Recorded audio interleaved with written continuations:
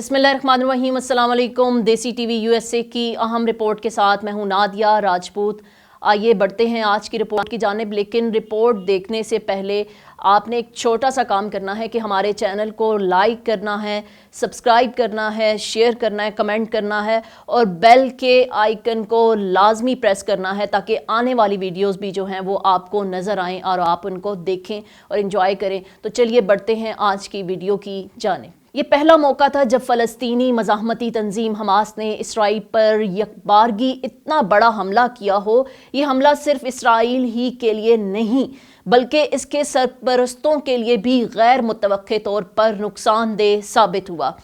Hamas के rocket हमलों से अब तक 1000 से ज़ायद इसराइली फ़ौजी और शहरी हलाक हो चुके हैं और इसराइल को महज 3-4 दिनों में बहुत बड़ा मुआशी धचका लगा है।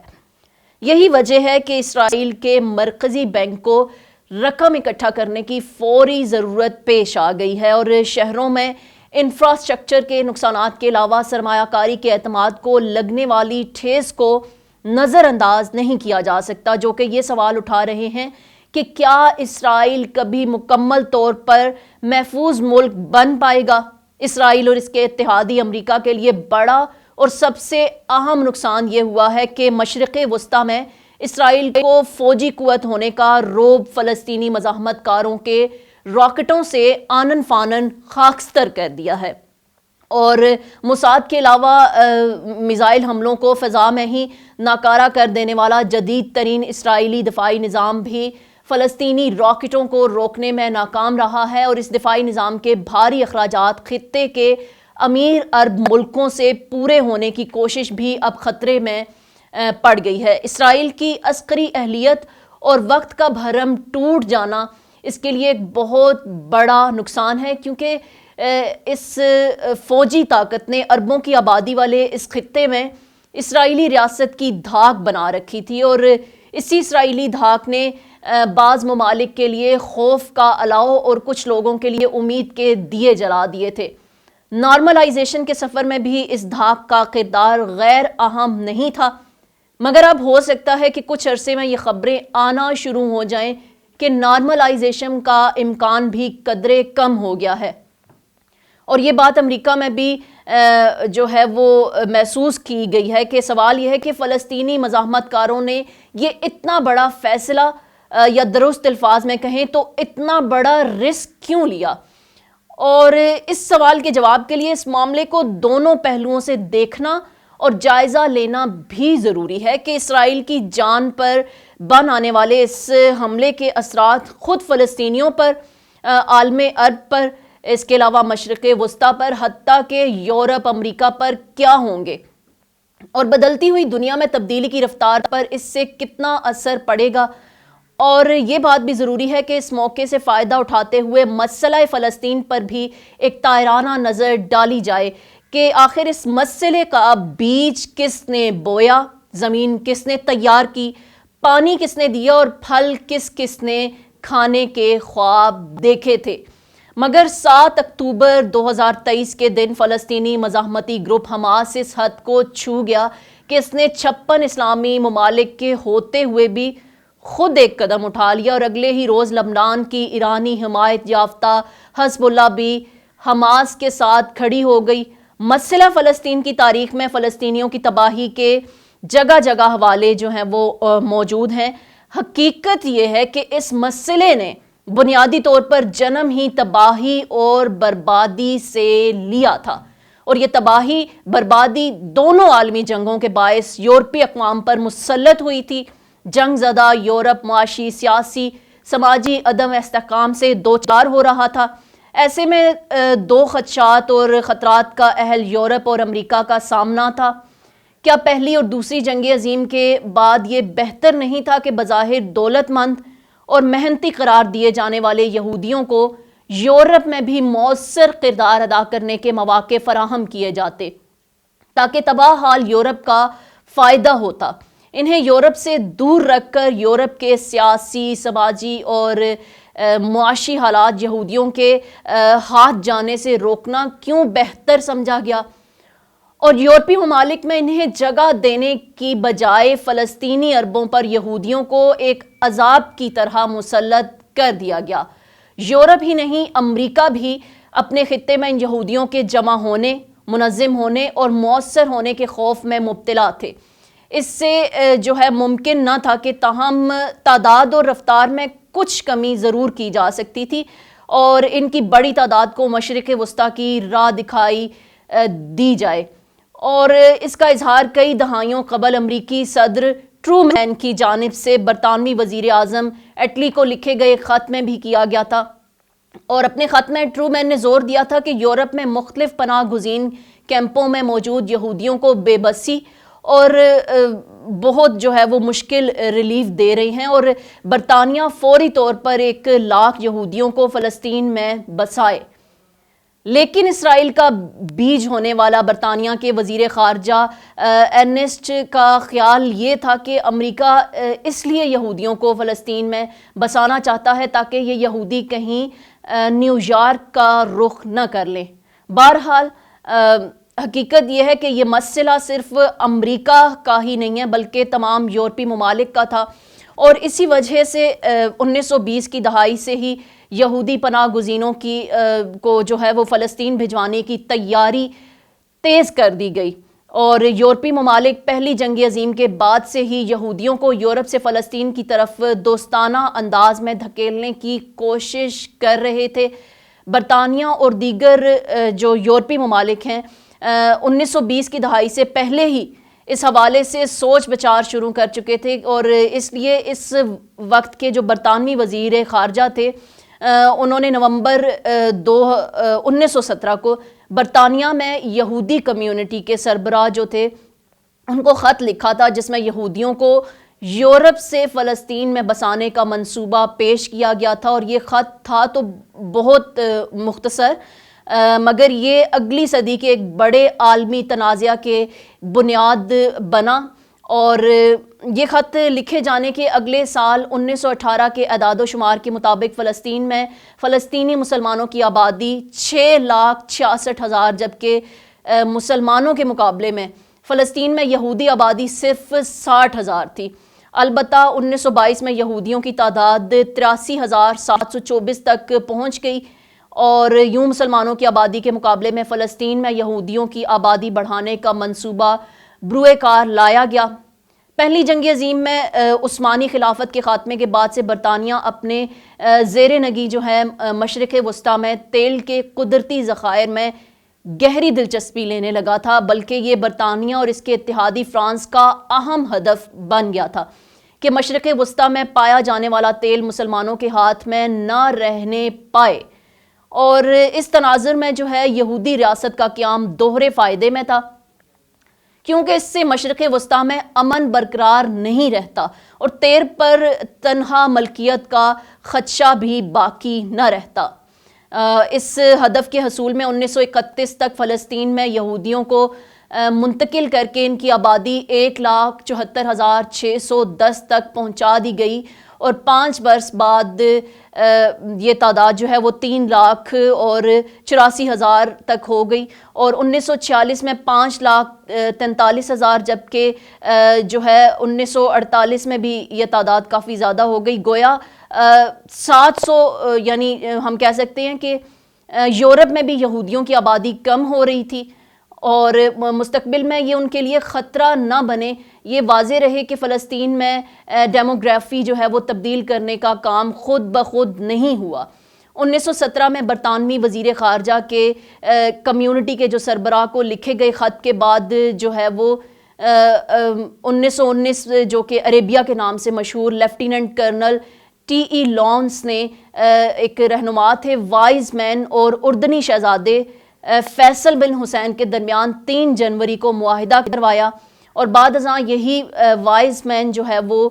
اسرائیل کا پہلا صدر بنا، اور آج سے 101 سال قبل یعنی 1922 میں فلسطین پر برطانیہ کا مینڈیٹ تسلیم کر لیا گیا تھا، اور جو عثمانی خلافت کے آخری دن چل رہے تھے، اور 1925 میں برطانوی سفیر نے فلسطین میں رہتے ہوئے ہی یہودیوں کی فلسطین منتقلی میں حائل قانونی مشکلات کو تقریباً ختم کر دیا اور عبرانی کو سرکاری زبان کا درجہ دلوایا، اور عبرانی یونیورسٹی قائم کرنے کی راہ میں بھی جو ہے وہ ہموار کی گئی۔ یہودی نظام تعلیم ترتیب دیا گیا اور یہودی مزدوروں کی یونین قائم کرنے میں بھی ان کا ہاتھ تھا۔ برطانیہ نے 1917 سے لے کر 1930 تک فلسطین پر یہودی قبضے کے لیے کئی اقدامات اٹھا لیے تھے۔ اس لیے برطانیہ کے سابق وزیر خارجہ اور سابق وزیر اعظم آرتھر نے فلسطین کا دورہ کیا تو فلسطینی ہیں انہوں نے اس کا سیاہ جھنڈوں سے استقبال کیا۔ برطانوی راج اور اس کی سازشوں کے خلاف بغاوت براق کے نام سے احتجاج کیا گیا، جبکہ اس احتجاج کے دوران 250 افراد بھی مارے گئے۔ بعد ازاں 3 فلسطینی مسلمانوں کو بغاوت براق کے جرم میں سزائے موت دی گئی، اور ایک طرف برطانیہ اور یورپی ممالک کی سرپرستی میں فلسطین پر یہودی قبضے کی راہ جو ہے وہ ہموار ہو رہی تھی، جبکہ دوسری جانب مزاحمتی تحریک بھی شدت اختیار کر رہی تھی، اور عزادلین القسام کی فلسطین کے تحفظ آزادی کی جدوجہد 1920 کے بعد سے زیادہ نظر آنے لگی۔ انہیں 2 نومبر 1935 کو برطانوی فوج نے قتل کر دیا تھا۔ حماس کا عسکری ونگ انہی کے نام سے القسام بریگیڈ کہلاتا ہے۔ تو ایک طرح سے حماس نے جو ہے وہ 1920 کی دہائی سے شروع ہونے والی فلسطینی مزاحمت کی کوششوں کو زندہ رکھا ہوا ہے، اور 1930 کی دہائی میں بھی فلسطین کی آزادی اور تحفظ کے لیے جدوجہد جاری رہی ہے، اور 1936 میں فلسطینی عوام کی 6 ماہ تک ہڑتال جاری رہی، اور یہ ہڑتال بنیادی طور پر اعلان کے خلاف تھی جو 1917 میں برطانوی وزیر خارجہ کے خط میں سامنے آیا تھا۔ 1948 آیا تو جولائی کے مہینے میں لہی نامی یہودی دہشت گرد تنظیم نے جو ہے وہ دیر یاسین میں فلسطینی عربوں کا قتل عام کیا، اور 1940 میں ادھر بر صغیر میں تمام مسلمانوں کے لیے، پاکستان کے لوگوں کے لیے پرامن جدوجہد جاری تھی اور قرارداد پاکستان منظور کی گئی تھی، اور دوسری جانب فلسطین میں یہودی دہشت گرد تنظیموں نے اپنی پرتشدد کارروائیوں کا سلسلہ تیز کر دیا تھا۔ 22 جولائی 1940 کو بیت المقدس میں بمباری کی گئی، اور یہ کارروائی یہودی دہشت گرد تنظیم جو ہے وہ ارگن نے کی تھی، اور بعد ازاں اسرائیل کے قیام کے بعد ارگن کے دہشت گردوں کو اکٹھا کر کے سرکاری فوج میں شامل کیا گیا۔ مگر آج فلسطینیوں کے جائز اور بین الاقوامی قوانین کی روح سے قانونی حق کے استعمال کو بھی دہشت گردی قرار دیا جاتا ہے۔ یہی وہ دور ہے جب بانیان پاکستان نے قیام پاکستان سے بھی پہلے اسرائیل کے خلاف اپنا نقطۂ نظر جو ہے مسلم لیگ کے پلیٹ فارم سے پوری یکسوئی کے ساتھ پیش کیا تھا، اور وہ فلسطینیوں کی بھرپور حمایت کرتے رہے ہیں، اور مسلم لیگ کی جانب سے یروشلم کے مفتی اعظم مفتی امین الحسینی کو خط لکھ کر فلسطین کی آزادی کے حق میں یقین دہانی کروائی گئی، اور 1938 میں قاہرہ میں انٹر پارلیمان کانگریس کا انعقاد ہوا تو مسلم لیگ کے 2 رکنی وفد کو فلسطینیوں کے ساتھ اظہار یکجہتی کے لیے بھیجا گیا، اور بعد ازاں لندن میں فلسطین سے متعلق ہونے والی کانفرنس میں قائد اعظم نے مسلم لیگ کی نمائندگی کی، اور وفد کی شرکت کے لیے قائد اعظم نے برطانوی وزیر اعظم کو خط میں لکھا۔ قائد اعظم نے بعد ازاں برطانیہ کے وزیر اعظم اٹلی کو بھی فلسطین میں یہودی آبادکاری کے خلاف خط لکھا، اور فلسطینی عرب رہنما بھی قائد اعظم کی جانب سے آزادی فلسطین کی حمایت کرنے پر ان کے شکر گزار رہے۔ عالمی برادری اور اقوام متحدہ نے یہودی دہشت گردی کو روکنے کی بجائے 1947 میں اپنی قرارداد منظور کرتے ہوئے 2 ریاستی حل کی بات کی، جس سے اسرائیل کی راہ ہموار ہو گئی۔ نہ صرف یہ بلکہ امریکی دباؤ میں منظور ہونے والی اقوام متحدہ کی اس قرارداد میں 5.5% یہودیوں کو فلسطین کے 56% حصے کا مالک بنا دیا گیا، اور فلسطینیوں نے اس قرارداد کو مسترد کر دیا اور آج تک وہ اس کی مخالفت کرتے ہیں۔ حماس کے سربراہ اسماعیل ہانیہ نے اسی لیے اسرائیل پر تازہ حملے کو حتمی بنانے کا عندیہ دیا ہے، کیونکہ انہیں مزاحمت کرتے ہوئے تقریباً 1 صدی گزر چکی ہے، اور یورپ اور امریکہ نے اسرائیل اور یہودیوں کی حمایت کرتے ہوئے فلسطینیوں کو ان کی سرزمین سے بے دخل کر دیا، جبکہ بیت المقدس اور مسجد اقصیٰ سے بھی انہیں بے دخل کرنے کی اسرائیلی کوششوں کا ساتھ دیا۔ 14 مئی 1948 کو اسرائیل کے قیام کا اعلان ہوا۔ یہ وہ دن تھا جب 1 لاکھ سے زائد فلسطینیوں کو ہجرت کرنے پر مجبور کیا گیا، جبکہ ہزاروں فلسطینی شہید ہوئے۔ فلسطینیوں کے گھر ہی نہیں بلکہ پوری کی پوری آبادیاں، حتیٰ کہ بعد ازاں پناہ گزینوں کے لیے قائم ہونے والے کیمپس کو بھی تباہ کر دیا گیا، اور فلسطینیوں نے مئی کے تباہی اور سیاہی کے دن کو جو ہے وہ یوم نکتبہ قرار دیا، اور اب ہر سال تمام فلسطینی 14 مئی کو یہ دن مناتے ہیں، بلکہ اسی طرح جیسے کشمیری 5 اگست کو یوم سیاہ مناتے ہیں۔ اور فلسطینیوں کی جدوجہد اور مزاحمت کا سلسلہ جو ہے وہ جاری رہا، مگر جو عالمی طاقتیں اور عالمی اداروں کی صرف بے حسی ہی نہیں بلکہ اس معاملے میں ان کی جانبداری بھی جاری ہے، اور اس جانبداری کی وجہ سے اقوام متحدہ کی قراردادوں کو بھی اسرائیل نے جو ہے وہ پرکاہ کے برابر اہمیت نہیں دی۔ اور 1964 میں فلسطینی رہنما یاسر عرفات کی زیر قیادت فلسطین لبریشن آرگنائزیشن کا قیام عمل میں آیا، لیکن عربوں کے خلاف اسرائیلی جنگیں ہوتی رہی ہیں اور غزہ پر حملے ہوتے رہے ہیں، اور مغربی کنارہ تباہی سے دوچار ہوتا رہا۔ مگر عالمی طاقتوں نے جس کیمپ ڈیوڈ اور اوسلو کے معاہدے کے ذریعے اسرائیل کی بالادستی کی صورت گری کی تھی، اسرائیل نے ایک دن بھی اس پر عمل نہیں کیا۔ بعد ازاں امریکہ کی طرف سے معاہدہ ابراہم کو متعارف کروایا گیا، اور اس کے باوجود اوسلو معاہدے 1933 پر عمل نہ ہو سکا، اور اسرائیل بار بار معاہدے کی خلاف ورزیاں کرتا رہا، حتیٰ کہ آزاد فلسطینی ریاست کا خواب اوسلو معاہدے کے بعد بلدیاتی اختیارات کی حامل فلسطینی اتھارٹی تک محدود ہو کر رہ گیا۔ 2006، 2008 اور اس کے بعد 2014 اور 2021 اسرائیل کی جانب سے فلسطینیوں کی خون ریزی کے سال تھے، اور یہ سال صابرہ اور شتیلہ کی یاد دلاتے رہے۔ حد تو یہ ہے کہ فلسطینی عوام کے جمہوری فیصلوں کو بھی قبول نہیں کیا گیا، اور غزہ کو دنیا کی سب سے بڑی کھلی جیل بنا دیا گیا۔ فلسطینیوں کے گھر، ان کی مساجد، ان کے تعلیمی ادارے، حتیٰ کہ ہسپتالوں کو بھی اسرائیل نے بمباری کر کے بار بار تباہ کیا۔ اقوام متحدہ کا ادارہ جو ہے بھی اس تباہی سے بار بار دوچار ہوا، مگر امریکہ نے عرب دنیا کو اسرائیل کے ساتھ تعلقات کی نارملائزیشن پر مجبور کیا۔ یہ سلسلہ 2020 سے جاری ہے، اور ان تعلقات کی خبروں نے فلسطینی مزاحمت کاروں کو ایک فیصلہ کن لڑائی پر مجبور کیا، اور فلسطینی نوجوانوں نے آزادی اور